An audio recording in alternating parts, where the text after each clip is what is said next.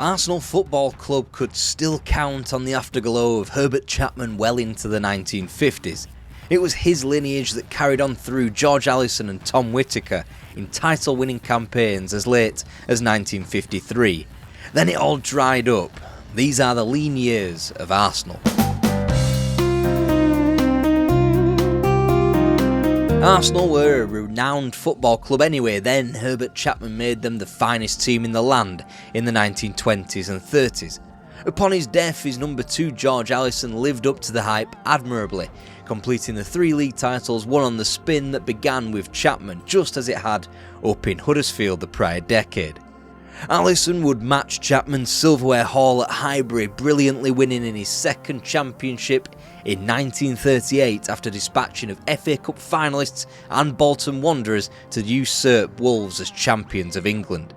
The pressures of rejuvenating the club after the Second World War led to Allison's demise in the manager's post, and in 1947 he ceded control of the club to his number 2 and former Arsenal player Tom Whittaker.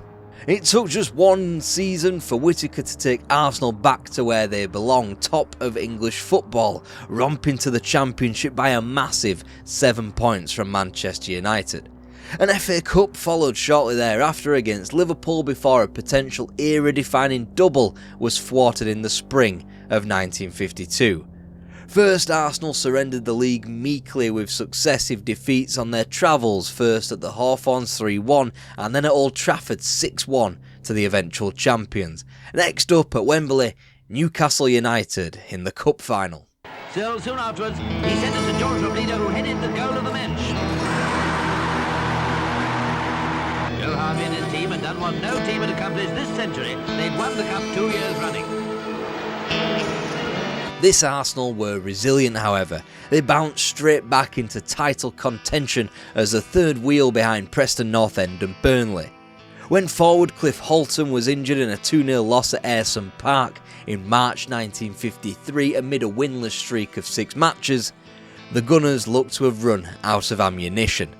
Then came the torrent, 6-1 on the spin before a final day nerve-shredding triumph over Burnley to confirm a record 7th championship. Arsenal had rebounded from the pits of despair of post-war debts and a managerial change to become the best team in England once again. And yet it felt like the end of an era. Joe Mercer announced his retirement, the 28-year-old Alex Forbes surprisingly followed suit, and Ray Daniel got his desired move to the moneyed Sunderland.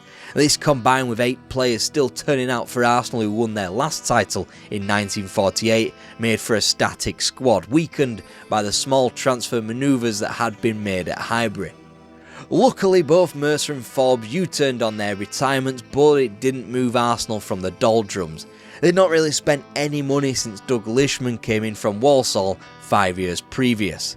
In the intervening 3 years, legends like Cliff Jones, Don Revie, Danny Blanchflower and John Charles were all courted, but not acquired. Former players had to be recruited to instill some discipline at the club, and Tom Whittaker's health was going that sideways owing to stress that the club hired Leyton Orient's Alex Stock to help him out in the spring of 1956, only to see him depart within 2 months. When Whittaker wasn't purchasing over-the-hill players, he was sticking to his recruitment plan of signing young and developing the youth, like Matt Busby was beginning to be successful at up at Old Trafford. Only in the fans' eyes they were never the right targets, and Arsenal slumped into a nothingness. Records tumbled in the 1953-54 season as the earliest goal ever recorded at Highbury was scored by Sunderland in a 4-1 loss. This mere weeks after the club's worst defeat since 1927 to that very same club when they came back from Roker Park with tanned arses 7-1. The Gunners also fizzled out of the FA Cup to a team outside of the top 2 divisions for the very first time in 1954 as Norwich City claimed a memorable win. The post-war attendance boom dipped just as Arsenal reached their worst level in 30 years, and the lowest post-war Highbury attendance was recorded at just 14,519 in a draw with Aston Villa. Spurs then won at Highbury for the first time in 20 years, Burnley beat Arsenal at Turf Moor for the first time since 1926, and a 39-year-old George Swindin was poached by Peterborough to become their player-manager. All the while, Joe Mercer got his retirement in the post when a collision with a teammate left him with a broken leg in April 1954. And the following season carried on from there. Arsenal failed to get a point from their first 3 matches for the first time since 1923, a season in which they finished 19th in. In such a turbulent time for the club, they did not need the distraction both on and off the pitch against Russian opposition amid simmering Cold War tensions. Nonetheless, the Highbury Coffers demanded a trip to Moscow, via Frankfurt, Prague, Warsaw and Minsk, waiting for them a battering from Dynamo Moscow.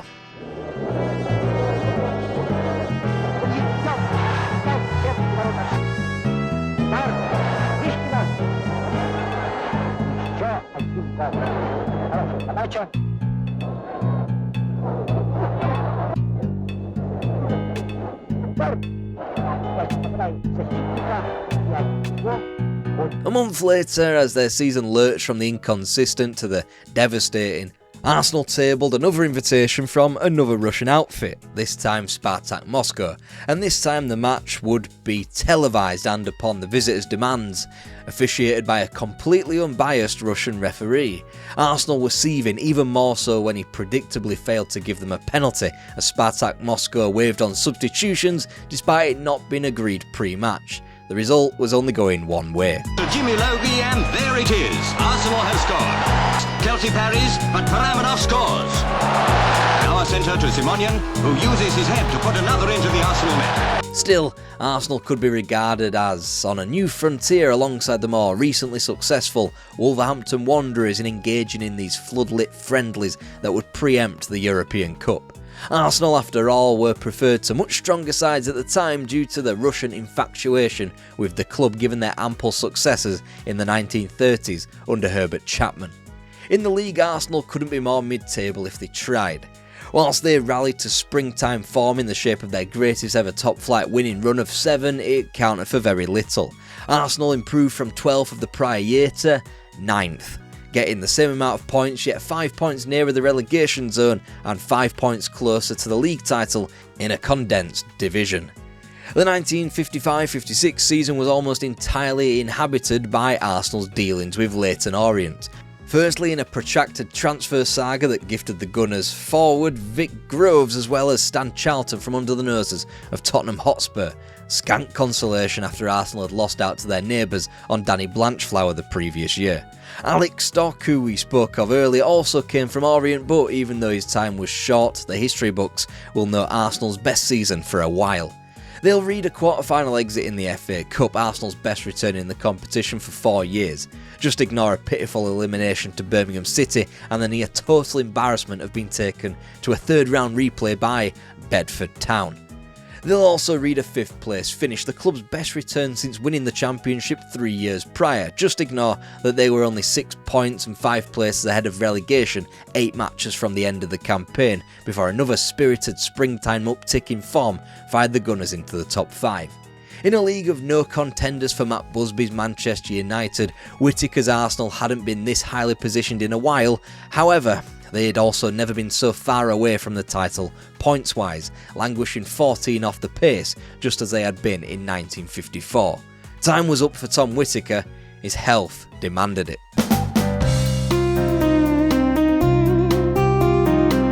Arsenal were in the biggest slump for nearly 3 decades. Not since 1929 had the Gunners not won either the league or the FA Cup in 3 consecutive seasons. Alex Stock's hurried resignation left a hole in the Arsenal staff, quickly filled by Jack Crayston, who was Tom Whittaker's number 2 anyway.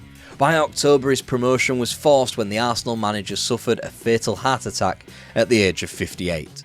The Gunners were disarmed anyway, and now after another inconsistent start to a season, they had to rely on Crayston to become manager only 2 months into his last promotion at the club. A good bout of pre-Christmas form helped Arsenal out of the gloom and helped Crayston into the job permanently. But there was always something around the corner. Here, it was Vic Groves' combination of a lack of fitness and his public desire to leave already. Never mind, David Hurd was starting to fill his role up front, and Derek Tapscott was being trusted too. In a brutal way, Whittaker's death allowed for his older players to be phased out as the club desperately needed to embark on a new era. They'd wind up 5th with 50 points, their best record since winning the league in 53, but still 14 points off the Man United pace, who were by now only in competition with themselves. The Gunners were only knocked out of the FA Cup after a controversial quarter-final replay at home to West Brom. Miscommunication among officials led to the awarding of a goal despite Arsenal players stopping, having seen a linesman's flag raised for offside. The 1957-58 campaign began with good news. Vic Groves had finally pledged his future to Arsenal, so surely now they were going to shake off the cobwebs and go again. Not quite. Derek Tapscott, the previous year's top scorer, would miss the start of the season, however, owing to knee surgery. Still, the Arsenal won their first opening day match since they were champions in 53, beating Sunderland at Roker Park. Their league form didn't totally disintegrate when their unbeaten start ended at the hands of Blackpool in September, but between October the 12th and March the 1st, Arsenal won 4 of their next 20 league matches. It was a run which included the Busby Babes' final game on British shores in a 5-4 loss for the Gunners at Highbury in what was quickly dubbed Highbury's finest match of the 20th century. Another 5-4 scoreline in North London, this time in the positive column against Chelsea, kicked on a run that dragged Arsenal to safety.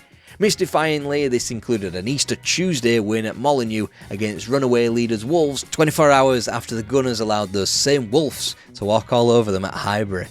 That would be their last win of the season, regressing to 3 draws and a defeat. At least that win over Wolves kept Arsenal 66 points from 1931, still a record. It landed Arsenal in 12th, which wasn't their worst post-war placement, but it was Arsenal's worst points return since 1925, i.e. before Herbert Chapman turned up. In both cases they avoided the drop by 7 points, and in both cases there wasn't a right lot of optimism knocking about. Crayston had to publicly defend his players, cite excuses from flu epidemics, national service and the club's poor injury record. But he wasn't long for the club, despite hiring Eastbourne's Ron Greenwood to assist him day to day. A limp third-round exit in the Cup to Northampton Town only escalated matters.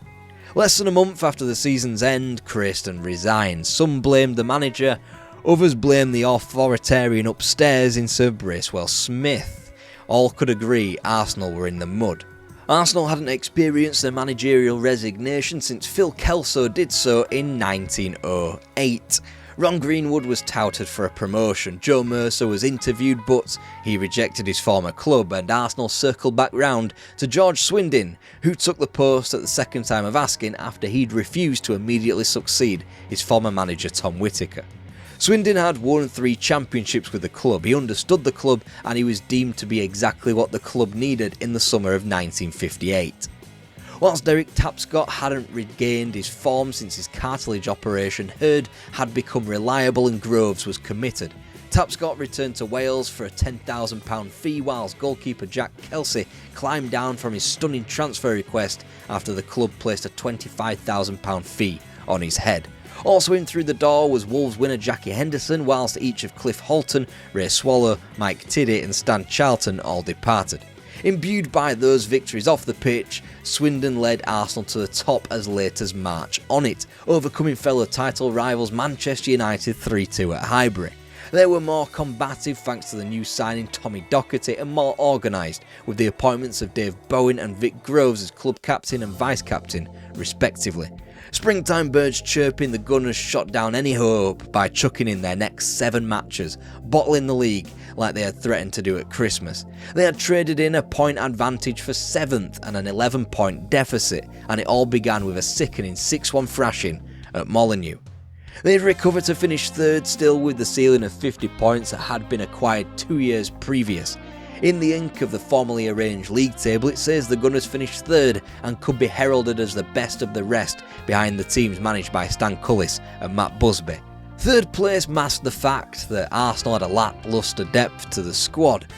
With no incoming signings in the 1959-60 season, they were exposed as the 50s drew to a close. Their long courting of Dennis Law went very much the same way as their previous transfer sagas, in that another club were willing to pay more money and beat them to the punch. This time not Tottenham Hotspur but Manchester City. But Arsenal did record a rare win in the transfer department as they pipped Spurs to the signature of Mel Charles, acquired towards the back end of the prior season whilst their title bid was torched on the pitch. He'd last only until October before requiring knee surgery. He'd returned to score a hat-trick as early as February, but come the subsequent season, it was obvious his injuries had gotten the better of him. What seemed like a rare Arsenal win in the market proved a resounding defeat. Whilst Terry Neal was signed by Swindin, the 17-year-old wouldn't fully break into the squad until the manager was long gone. It was another season of injury toil exacerbated by Bill dodging accidentally breaking teammate Tommy Docherty's leg in October. The club plummeted back down to 39 points and to 13th place they went as one of their worst losing runs in the league bottomed out an embarrassing 3-0 home defeat to the seemingly doomed Luton Town on Boxing Day. Meanwhile, Rotherham United dumped a meek Arsenal out of the FA Cup third round after 3 games at Hillsborough as Highbury posted its lowest gate for a Saturday game since 1936 when just 19,735 turned up to see the Arsenal draw to a poor Leeds team in March. Ultimately, the Gunners were saved by a good start to the season, losing just once in their first 10 outings, despite losing on the opening day to Sheffield Wednesday at Highbury for the first time since 1930. Also, thanks to 5 wins from 6 from January through to March. Only 5 points was the gap to the relegated Leeds United, whilst the champions of Burnley might as well have been playing a different sport. The season started with the gaping hole. First team trainer Billy Milne had been rushed into retirement by Swindin in a hardly amicable parting of the ways. Another bit of pertinent behind the scenes news though, Bertie Mee had been hired to help the manager. What was gathering pace was a potential George Eastham transfer from Newcastle to Arsenal for £55,000, or £30,000 plus David Hurd, and after being prostituted out for a potential Dennis Law bid the prior year without consultation, Hurd had just about enough of Arsenal and left for Manchester United for £35,000 come July 1961. Jimmy Bloomfield also departed thanks to the long advertised incoming of Eastham. By now Arsenal fans were angry as Tommy Docherty was also subjected to Arsenal's attempts to whore out their players. He had too much going on in London and was adamant he wasn't moving to Blackpool. Eventually Swindin got his way as Docherty moved across town to Chelsea. Again, not the brightest move considering what he would go on to achieve at Stamford Bridge as a manager. Meanwhile, Arsenal did get their man, signing Eastham in October for £47,500. He would not only carry out his work on the pitch at Highbury for Arsenal, but off the field of play in the courtrooms in helping his contemporaries get transfer tribunals. At least Eastham repaid the work Swindin made for himself in unsettling half his squad as the club bumbled through the high-profile transfer whilst underperforming in the league. A great measure of Arsenal supporter unrest was just 30,818 turned out for Eastham's debut at home to Bolton in December. After another inconsistent season drew to a close as Arsenal improved their standing by 2 points and 2 places with a healthier gap to the 2 dreaded relegation places of just 9 points. In a rare bout of consistency, however, Arsenal traded in a potential tilt at a more comfortable top half position thanks to 6 draws on the spin before closing out the season with 3 heavy defeats. Of course, the season was made even more depressing by the rampant success of Tottenham Hotspur. Referee looking at his watch. The Tottenham fans know that it's there.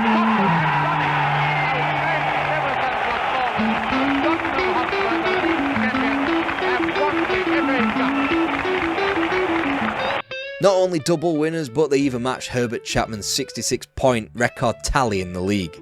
On the red half of North London though, they just had to make do with a season of incremental improvement in the following 1961-62 season. Thanks to the £40,000 acquisition of Hibs' John McLeod as well as the inform Alan Skirton, that was achieved to minimal success despite rumblings in the background. Contract laws were loosening and key players in Eastham, Charles and Kesley all rejected Arsenal's offer of £30 a week and a £10 appearance bonus despite the abolition of the maximum wage. Meanwhile, Italian clubs who could offer comparatively infinite money circled around English teams like vultures for their stars. Whilst Kesley was tempted back in from the ledge, Charles took the plunge and returned home with Cardiff City in '62. Somehow the Gunners were able to convince George Eastham to stay, despite overtures from Milan. Alternatively, Arsenal supporters were quenched with the huge £34,500 acquisition of Eddie Clamp of Wolves halfback fame from the 1950s. It turned out to be another damp squib. He'd be back in the Midlands that summer after playing only 22 league games and another wretched use of the Gunners' money. Although this one wasn't Swindin's fault, because rumours abounded that Arsenal were negotiating with other managers behind his back. Not that it stopped him trying to add to his mammoth £300,000 transfer spend over the course of his time at Highbury. He was blinded by the furore made by Crystal Palace wonder kids Johnny Byrne and attempted to throw £50,000 at the club, only to be rejected. Then Dennis Law had run aground at Torino and another protracted transfer saga was threatened before he returned to Manchester, but to Old Trafford. In the end, Swindin had already brokered his last transfer as Arsenal manager. On the pitch, just as sure as Arsenal would record 2 bouts of 3 wins on the spin around Christmas time, they would rebound that with a disastrous 4-game losing streak to begin 1962. It all meant that the Gunners were up a place, up 2 points, and now almost as close to the champions of England as they were the relegated clubs. But the biggest success was reserved for October 1961, when the stringent chairman Sir Bracewell Smith finally gave up the ghost and tendered his resignation.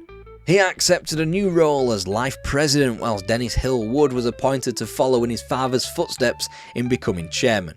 What more did the supporters want? It turns out they wanted a new manager as well, as the former England and Wolves captain Billy Wright was chosen to replace George Swindin as Arsenal manager, who knew of his fate well in advance of the end of the season.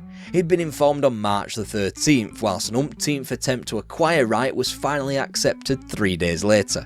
One of Wright's first big acts was to dispose of his former teammate at Wolves in flogging Eddie Clamp to Stoke for a £20,000 loss. There he linked up with Stanley Matthews to win them promotion to the top flight. Meanwhile, Arsenal won nothing despite Billy Wright's reputation getting the club a friendly at home to the 5-time champions of Europe, Real Madrid, in September. Wright did improve the club up front, as seen with the autumnal burst of goals that saw 4 stuck beyond Spurs at White Hart Lane and 5 netted beyond Wolves and Blackburn. Naturally, the compromise was a slightly leakier defence, as Arsenal only managed to win one of those aforementioned games in a campaign that wasn't all that different from the previous seasons. The only difference was a great big void between December the 15th and February the 9th, where no football was played thanks to the big freeze of 1963. A shame too, because Arsenal were on a 4-match winning run which took the club 3 points from safety all the way up to 9th. A revival which the new manager attributed to his coaching team, Les Shannon, and former Gunners player Alex Forbes. Whilst Arsenal would eventually occupy 7th and improve by just 3 points, they were still effectively mid-table, sitting completely equidistant between champions Everton and the relegated Manchester City. At least it was an entertaining new era. A new era that saw Jack Kelsey forced into retirement in November, just as youngster Terry Neal was handed the club captaincy. But if you had any shred of optimism for this new era at Highbury, that was ever so slightly diminished by yet more Tottenham Hotspur success. And the whistle has gone. Tottenham Hotspur have won the European Nations Cup.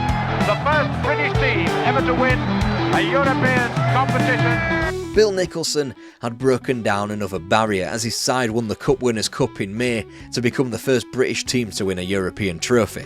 By 1963-64, Arsenal had abandoned all pretense, and their 42 league matches featured almost 200 goals. Wild on the pitch, wild off it in the transfer market, promise. Dennis Law's Torino teammate Joe Baker was acquired in 1962, whilst his second summer saw the purchase of Ian Yer from Dundee for a club record £125,000 before Liverpool's Jim Furnell and Wolves' Bob Wilson came in, and well, both of them couldn't fill the goalkeeper's role. And whilst Don Howe was signed and his career was ended 2 years later with a broken leg, he'd become much more important at Highbury in another capacity. Money was hardly difficult to come by at the club in Swindin's time, but the floodgates had really opened up now. Their returns under Wright from the previous year led to more excitement in Arsenal's first ever European campaign via qualification to the Fairs Cup. Whilst they'd be far too strong for a Copenhagen 11 in their first ever continental match, they quickly found themselves dumped out by RFC Liège in the last 16 before Christmas. Still, it was a case of standing still for the Gunners in terms of real success. They lost a point and a place on the prior season as they even bowed out of the FA Cup to the same side at the same round as Liverpool completed a little double over them. At least they were finally closer to the champions of England, that same Liverpool team, than they were to relegation. The following year, Arsenal wouldn't have the same quaint satisfaction of reaching the 5th round of the Cup, as they were humiliated at Peterborough the round prior, and that was the final straw for some fans. For the first time in the Billy Wright era, Arsenal had dropped into the bottom half in the 1964-65 campaign, finishing 13th in a season of experimentation and largely failure. Far closer to the shockingly relegated Wolves than they were to the resurgent champions of Manchester United, Arsenal posted a goal average of under 1 for the first time in a long while. It was a total regression on the pitch, but at least they had the distinction of competing in the first ever game shown on Match of the Day, a game in which they naturally lost 3-2 to Liverpool on the opening day, but still, history. Oh yeah, Frank McClintock, Peter Storey and John Radford all made their debuts for the club, so that's some nugget of hope. They would become more important in another video. Billy Wright attempted to rejuvenate training and brought in a space-age 4-3-3 formation. He declared before the season's start, "I honestly think we are at last going to click and get it." Then they officially bottomed out to 14th, their lowest league position since 1930. 37 points, their lowest return since 1925. They'd not lost so many games in a season since 1924, and once again didn't even feel the benefit of a half-arsed cup run, bumped out by Blackburn in the 3rd round as players like Joe Baker and George Easton were frozen out and suspended. They were officially back to the dark age as something had to change, and the board decided that would be the manager.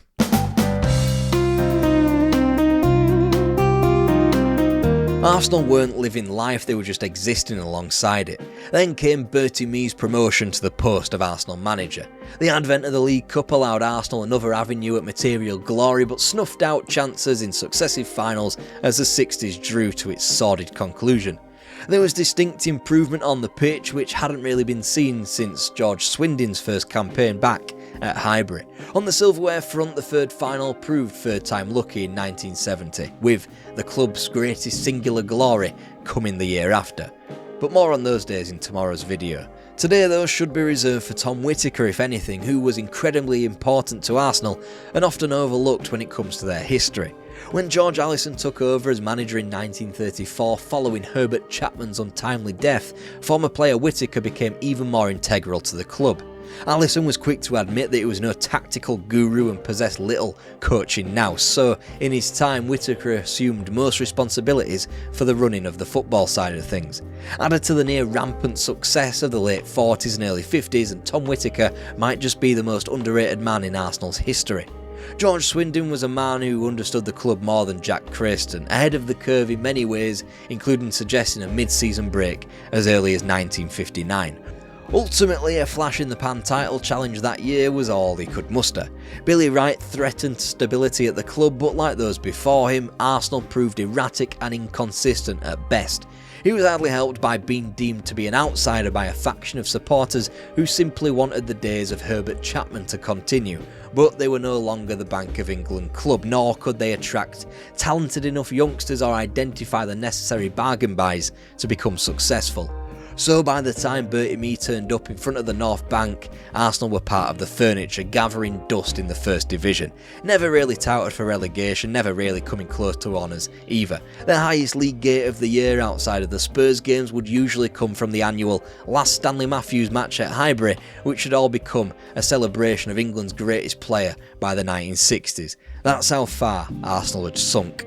There would be happier times on the horizon for Arsenal Football Club, happier times like the double of 1971, but if you're after something a little bit more recent, watch our videos on Anfield 89 or on the Invincibles.